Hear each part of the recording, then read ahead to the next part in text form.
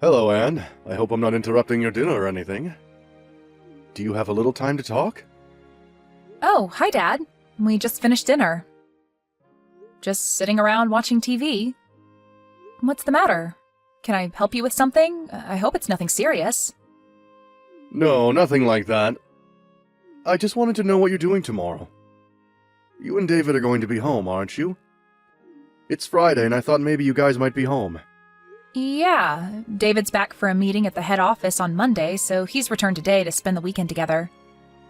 As you know, he's assigned to the East Coast office until that project gets off the ground, so he wanted to relax at home for a change. He's scheduled back east on Tuesday. I sort of wanted to see my son, too. Would it be a bother if I stopped in tomorrow? I know you want to spend time with him, but just for a little while, perhaps? Do you plan to come alone? I mean, I just want to know because I would need to prepare lunch.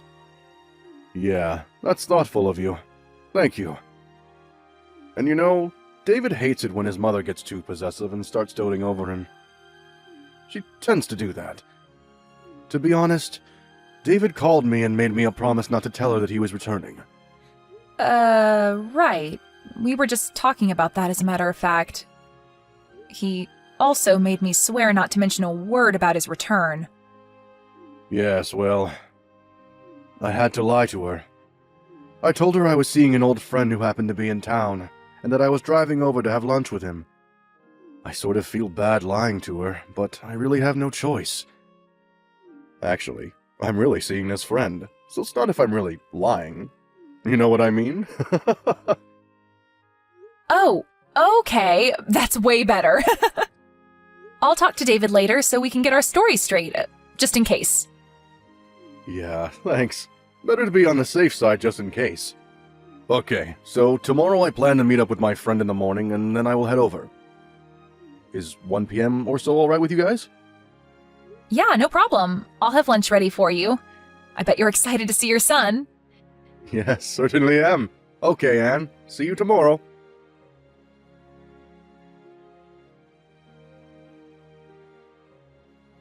Hello, Anne. Are you there? Pick up, would you please? I want you to clean the house tomorrow, and I won't take no for an answer. So what I want you to do is take the day off and drive over here at noon or so. Please start with the living room. It needs a good vacuuming. Excuse me? This is all kind of sudden, isn't it? I said no excuses! You have your car, right? Pick up some floor cleaner on your way here, would you? We're out. After you're done cleaning, I need you to go out and do some grocery shopping. I have to replenish some big item stuff. Case of bottled water and a case of canned soup. I've got a whole list here. And you know I have a bad back, so help me out here, would you? I'm sorry, but I just can't make it tomorrow. I already made an important appointment. I really can't change it. What did I just say? I said I will not take no for an answer. Besides, what's more important than helping out your husband's mother when she's in trouble? You better get your priorities straight, Anne. Well, my priority tomorrow is that I have an important schedule that I cannot change no matter what. I'm afraid you're going to have to take that no for an answer. End of story. But I'm willing to help you out on another day, but as for tomorrow, it's not going to happen. I'm really sorry about that. I'm just asking you to do a little cleaning and shopping for me, for Pete's sake. That's the least you can do for your mother. Mother? Where do you think I live? You're at least an hour and a half drive away. I can't just pop over there and do the cleaning and shopping and pop back home again. It would take the entire day. Am I hearing you right? What's an hour and a half drive anyway? That's nothing. You know what people call women like you. They call people like you foot draggers. A lazy bum is what you are. I just cannot understand why David even married you. How can you act this way towards your mother-in-law? No matter what you say, Mother, I'm not changing my schedule, and that's that. No further discussion required. Goodbye.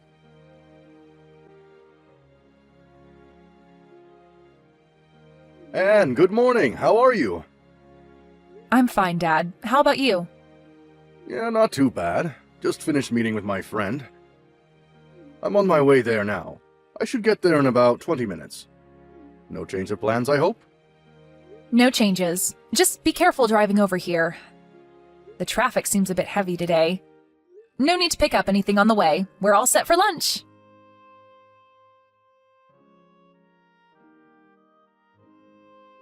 Anne, where the hell are you? I thought you would be cleaning the living room about now. I always knew you were lazy, but I didn't realize you were this much of a good-for-nothing slacker. I waited all morning for you. I never thought you would defy me so blatantly. There are consequences for your insubordinate attitude. You do realize that, I hope. The living room still needs vacuuming, and you still have to pick up all those items at the grocery store. The store's not going to be open all night. I want this done today. This is the job of the daughter-in-law. You must get over here right this minute and get to work. I want you here in 30 minutes, no ifs, ands, or buts about it. You hear me, Anne? There will be consequences if you disobey me. As punishment for defying me and not showing up as I asked, you are going to have to prepare dinner tonight, too. And I'm not talking about slapping a ham and cheese sandwich together. A proper dinner, you got that? Mother, are you finished? You were going on, and I couldn't get a text in edgewise. I thought I told you I wasn't going over there.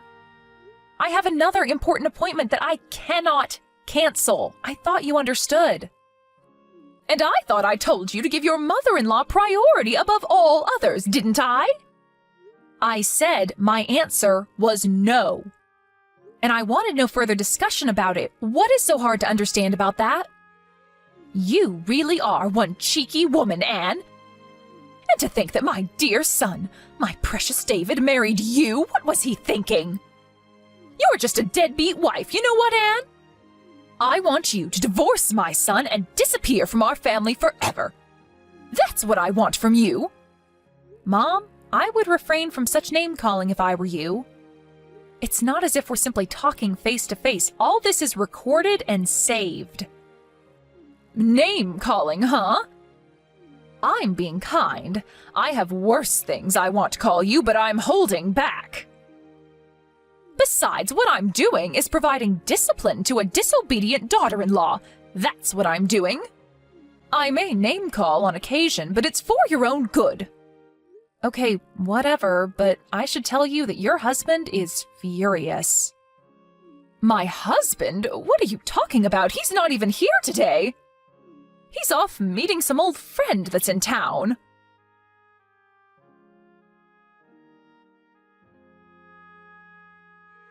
Caroline, what is wrong with... What is this all about, for God's sake?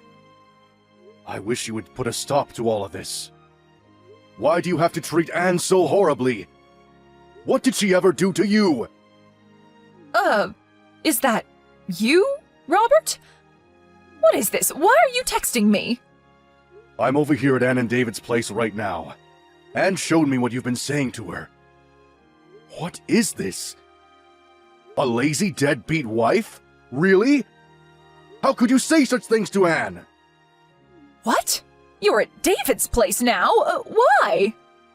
David came back for a few days. Apparently, he has a meeting at the office on Monday. He wanted to spend time with Anne over the weekend. I heard he was here, so on my way back from meeting my friend, I stopped in to say hello. Pardon me, David is back? He's home now? Why didn't anybody tell me? What's going on here? This is the first I'm hearing of this. Yeah, of course you haven't. I kept it from you. I didn't want you to know. If only you had told me, I would have gone with you today. How could you not tell me, Robert? If I had known, I could have gone over there and provided Anne with the discipline that she needs to become a better housewife. Why didn't you tell me, Robert? You want to know why I didn't tell you, dear? That's because David asked me not to tell you. Huh? David asked you not to tell me? How can that be? Why would he do a thing like that? You really don't get it, do you, Caroline? Don't you see what you're doing? Get what? What are you talking about? What do I not get, Robert? It's the fact that David is keeping his distance from you. He's avoiding having to deal with you. Keeping his distance? Did he say that? That he wants to avoid dealing with me, but why? I don't believe you, Robert. Why would my dear son want to avoid me, his own mother? I brought him up. I adored and doted on him since he was just a baby. I devoted my life to my son. How could such dedication and love not get through to him? How could he not feel the love I feel toward him? That's exactly what he finds intolerable. That fanatical devotion you have towards him. But is it really love? Isn't it just arrogance? A form of narcissism? I really wish you would wake up and smell the coffee. How dare you say that to me, Robert? How about you? What have you done? Tell me, Robert, as a father, what have you done for David that was so great? Did you shower him with love like I have all these years? As David's father, I think I've done what's necessary. I know that I'm always here for him when he needs me, and I would do anything for him if asked. Pardon me, that's all? That you're there for him? I could say the same. Well, let me give you 2 examples of what I mean. The first example is David introduced me to his best friend, an old classmate of his from college. Excuse me, his best friend? What's that have to do with anything? It has everything to do with it, Caroline. His best friend, Daniel. You know Daniel, right? Wait, Daniel? Are you talking about that Daniel? He's that parentless boy, that orphan, that Daniel? I told him not to associate with him. He is not of our caliber. That's the one. You do remember him, don't you? How could he be David's best friend? You must be mistaken. You know that people like that, kids who grow up without parents, don't amount to much. Well, that Daniel that you so abhor, he's currently the CEO of a major corporation. A corporation that generates over $1 billion a year. No, that can't be. Not that orphan. He graduated from a top university all on his own. Finished at the top of his class right after he graduated. He started his own company, and in no time, built it to what it is today. When David first met him, he told me that I knew Daniel would go far. That he'd succeed beyond anyone's wildest dreams. And he was right. Unlike you, David has a good eye for people. He knew Daniel would make a name for himself someday. He had no doubt in his mind. That Daniel? That parentless young man? He runs $1 billion company. He's the CEO of this company? Are you serious? And the second example. This concerns Anne, David's wife and your daughter-in-law.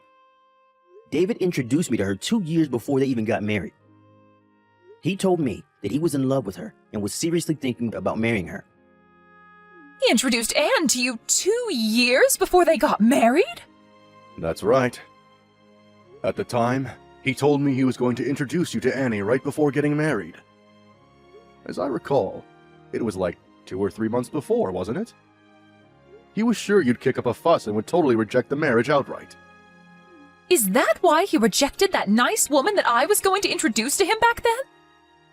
It was because he was already going out with Anne? He was already planning to marry her? Is that what you're saying?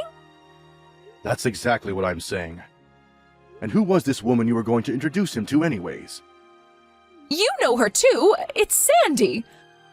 From when he was in high school. You remember her. Wait a second, Caroline. That's Sandy? Are you out of your mind? Why are you so shocked? I worked with her at the mall. She's so nice and very energetic and friendly. She would have been perfect for David. Did you know that their father is a company president? Sandy is much more suited for David than Anne. Wasn't her father just some company clerk or something? I never really asked her. You're forgetting one thing, Caroline. I heard that this Sandy has 3 kids, and she's not even married, for God's sake! On top of that, They aren't even sure who the father is, and you wanted David to marry this girl? Pardon me? Where did you hear that? Not only does she have 3 kids, she's been divorced twice. I heard that her parents are so fed up that they're not even talking anymore. Is that true? You're not making that up, are you? I had no idea Sandy had... Everybody knows everybody around the area. Where have you been? I'm surprised one of your lady friends weren't gossiping about it. Your discriminatory views are apparent, Caroline. You only look at things superficially. How could you say that? Are you saying that I'm prejudiced? That was not my intention. I'm so glad that David has an eye for people. He knows good people when he sees them. If we had left it up to you to decide who David should marry, I'm sure he would have suffered the consequences. I'm glad he defied you and made his own decisions. His life would have been very different. I thought only of his happiness. I thought it was best for him, that's all. We really got off track, haven't we? I suspected that you probably had ill will towards Anne and probably call her a name or two. But this? Are you serious, Caroline? How could you call her such despicable names? Like I was saying, this was merely part of disciplining her. She'll never be a good housewife if she's not taught proper manners. A lazy deadbeat wife is going a little too far, isn't it? You come off as a hateful bully is all. David is standing right here next to me. He's in total agreement. You've gone too far, Caroline. No, this can't be. David wouldn't feel that way toward me. I'm going to head home pretty soon. You will be home, I hope? We need to sit down and talk, Caroline. We need to discuss our future. Discuss our future? What are you talking about? 10 years ago, I was forced to accept defeat because of your reaction.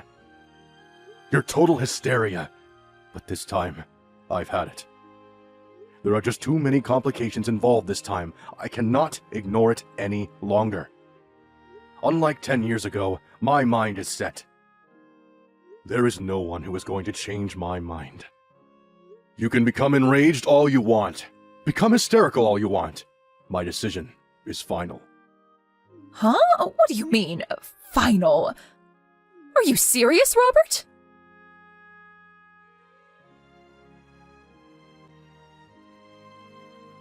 Anne, where are you?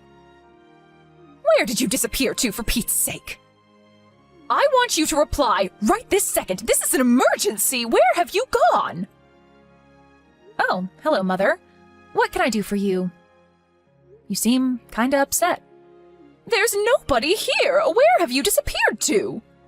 Oh, I see what this is about. So you did go to our house. Robert was right after all. He advised us to move out as soon as possible. I was a little reluctant at first, but he was right after all. I'm glad I took his advice. My husband's advice? What are you talking about? No, Caroline. He's no longer your husband. Shut your mouth! This is all his fault. All Robert's fault. He just could not comprehend the love and consideration that I devoted to David. Unlike my husband, I was always thinking of my precious son. Always.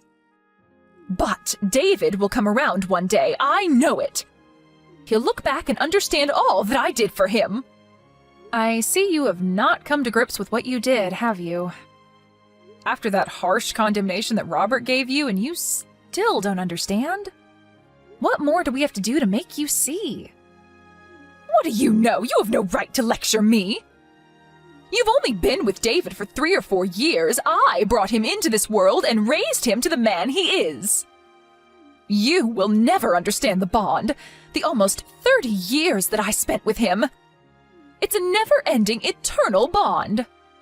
It was David, your devoted son, that suggested that we move and relocate. More accurately, he made the decision to take me to his current place of employment. He put in a transfer to the position back east. He wants to make it permanent, and the company agreed. You're moving there? To his current office? Seriously? What about your own job? Did you quit? No, of course not. I was permitted to work remote, so I can work from anywhere now. Very convenient, actually. I see.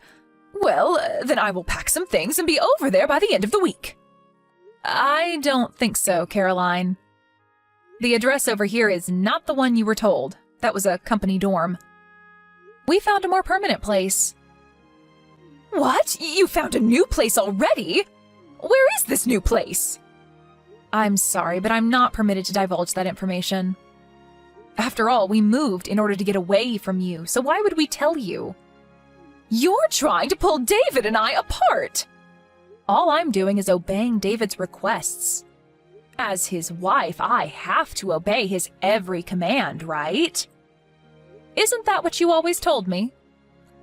I can't believe that! David would never do that! You're hiding it from me! David will tell me, I'm sure of it! Okay, whatever. Think how you like. I really don't care if you believe me or not, to be honest. But if you continue to disregard David's feelings, if you continue to deny reality, I'm afraid you'll never see your son again. Pardon me? Not see my son? Not see my David ever again? There is nothing further for me to say to you, so maybe we can cut it short. What do you say? Goodbye. Wait, Anne, don't cut me off! What do you mean I won't ever see my son again?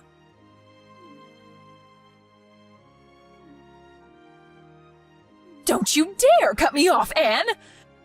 You'll regret this, Anne! No matter what we said, no matter how we tried to explain it to her, she just could not accept the fact that David was sick and tired of her abnormal devotion and love for him. Maybe her love for her son is so strong nothing will convince her otherwise. David tried various ways to make his mother understand his feelings, to no avail. He came to me and his father for advice after countless attempts to reconcile with his mother. She was his mother, after all, and he wanted to settle the matter without breaking up the family. After his parents finally divorced, he sighed with relief, saying to me one night at the dinner table, "It's finally over." He finally seemed at peace with himself. My father-in-law was much the same way, apologizing for making us wait for so long. Maybe if he had had the courage to divorce her 10 years ago, all this might never have transpired. And I would not have endured such anguish. And what happened to Caroline, my former mother-in-law, you ask? I heard this from a friend of mine, and I would take it with a grain of salt. But apparently, she found a young man that looks strikingly like David. I heard she used up all the money she received from her divorce and used it all on this guy. Last I heard, she was deep in debt. She completely disregarded warnings from her friends and neighbors and couldn't stop sinking money into this guy. She's always had a bullheadedness about her. Once she latches onto something, she won't let it go. Maybe that's why she ended up losing everything she cared for. But will I reach out to help her? I'm sorry, but no thanks. I don't think she would even accept my help.